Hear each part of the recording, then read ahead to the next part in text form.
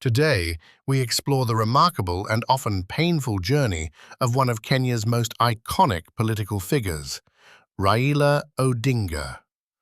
From his early life through his years in detention, his unyielding fight for multi-party democracy, and how his ordeal shaped both the man and the nation.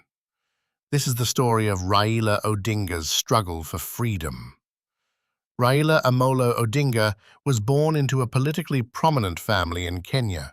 His father, Jaramogi Oginga Odinga, was Kenya's first vice president and a major anti-colonial and post-independence opposition figure. I can only be proud to tell you that I'm an African nationalist who will always tour what I feel is right for the African people in Kenya and in Africa. Raila studied mechanical engineering in East Germany and then returned to Kenya, working initially as a lecturer and in business. But Kenya in the 1970s and early 1980s was under the rule of Daniel Arap Moi, with a one-party system, the ruling Kenya African National Union, KANU, and very limited space for dissent or independent opposition. It was into this charged environment that Raila stepped into politics and activism. On the 1st of August 1982, members of the Kenya Air Force attempted a coup against President Moi's government. Raila was accused of involvement, though he has maintained his role was peripheral, and in the aftermath he was charged with treason and detained without trial for nearly 6 years. Shimolatewa Prison in Mombasa. This was Raila Odinga's home in 1982. He had just been arrested over the 1982 attempted coup against the then-President Daniel Toroitich arap Moi's government at the height of the single-party dictatorship.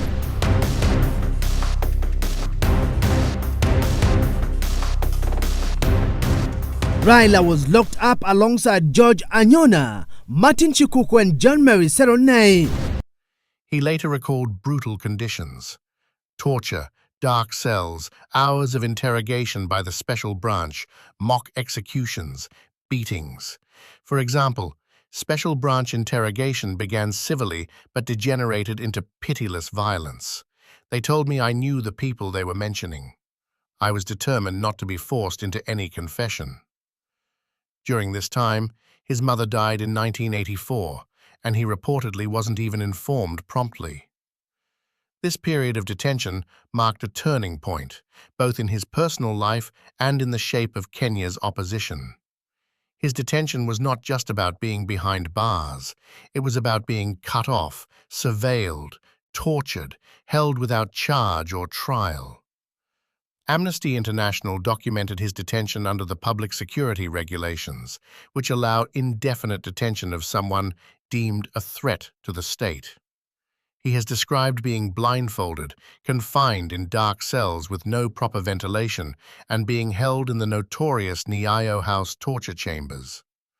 Such experiences hardened his resolve and shaped his public identity, the man who had seen the worst of authoritarian repression and dared to challenge it. Yet personally, they came at great cost. Loss of freedom, severed family connections, psychological and physical trauma. He would later say that detention was a good school in understanding power, resistance, and suffering. Raila was first released in February 1988 after this extended detention. However, his freedom was short-lived. Later in 1988, he was re-arrested for his pro-democracy activism when Kenya's one-party system was under increasing pressure. And again, on the 4th of July 1990, he was arrested under the public security regulations and detained without charge. He eventually sought refuge abroad in 1991 in Norway because of what he described as threats to his life. These repeated detentions underscore the fact that for Raila, freedom wasn't simply a release from prison, it was an ongoing battle in a system that resisted change. Amid this backdrop, Kenya's political landscape began to shift. Pressure mounted for multi-party democracy, civil society activism increased, and the old one-party rule showed cracks.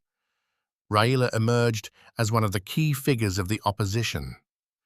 In 1992, after his return, he became a member of parliament under the banner of the newly emerging opposition stream. His years of detention, rather than undermining him, gave him a powerful moral authority in the eyes of many Kenyans, the man who had suffered for democracy and refused to yield. But the path remained fraught. Repeated elections, defeats, accusations of rigging, and the long fight for constitutional reform. What did the detention years give Raila, and what did they cost? Gains. A personal narrative of sacrifice and resistance, visibility and credibility as a figure who had opposed dictatorship, even at personal risk. A motivational story for Kenya's younger generation of activists and opposition. Costs. Long years away from normal life, family, career. Physical and psychological damage from torture and prison conditions, the stigma and fear that comes with being a state enemy in an authoritarian regime. In many ways, his detention became symbolically central. It framed his politics, his public image, his claim to leadership. As Kenya continues to grapple with issues of governance, electoral fairness, freedom of speech and accountability, the legacy of those detention years remains relevant. Raila Odinga's detention reminds us that democracy is not given. It must be fought for and defended. It also reminds us of the price individuals can pay when challenging entrenched power. For a younger generation of Kenyans and Africans more broadly, his life poses a question. What are we willing to endure for freedom and justice? How do we honor those who suffered? And finally, despite the victories, the struggle never ends. Every generation must renew the fight. But I'm here as the African lion.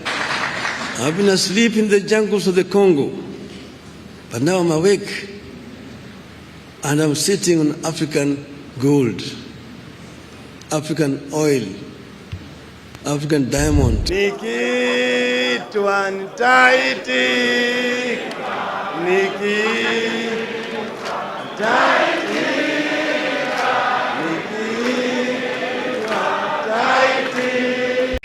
Niki. Ladies and gentlemen, Eric Omondi hapa, president of comedy Africa. Yo, this is Kushman Pedi wa Magenge. Mambo vipi watu wangu wa Nairobi na Kenya mzima? Subscribe Kwa stories za nini? 254 Across all social media platforms. Hapana kuchanganya. Na wewe ndo Dori, subscribe right now. Finya sahi. Sa wewe finya.